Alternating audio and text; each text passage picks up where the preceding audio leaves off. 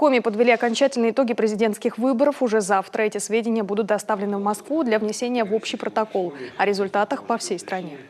Число избирателей, принявших участие в голосовании, 406 915 или 60,37%. Неплохо показало себя одно из нововведений выборов – возможность проголосовать по месту пребывания. Около 30 тысяч избирателей были включены в списки по месту нахождения. Что касается муниципалитетов, в лидерах по явке Прилузский район в аутсайдерах, Воркута, где на участке пришла почти половина избирателей. Впрочем, для заполярного города результат считается достойным.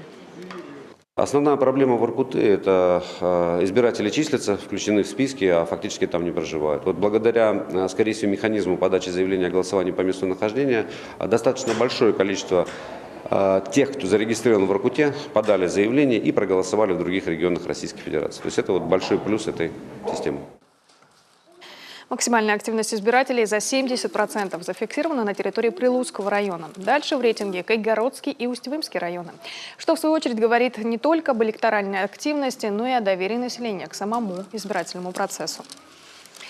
Следили в этом году за выборами и общественные наблюдатели. Всего на избирательные участки Общественная палата делегировала больше 800 человек, и каждый из них прошел обучение по специальной программе. Работу ревизоров от общественности высоко оценили федеральные эксперты, отметив, правда, что в отличие от Коми, в некоторых регионах работа была налажена недолжным образом. Как оказалось, были регионы, которые пошли по пути увеличения цифры показателей благополучия.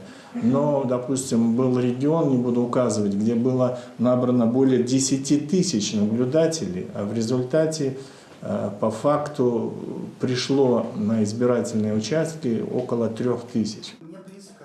В Москве, где накануне прошел первый форум наблюдателей, активисты предложили создать специальный реестр, чтобы таких специалистов можно было использовать и дальше.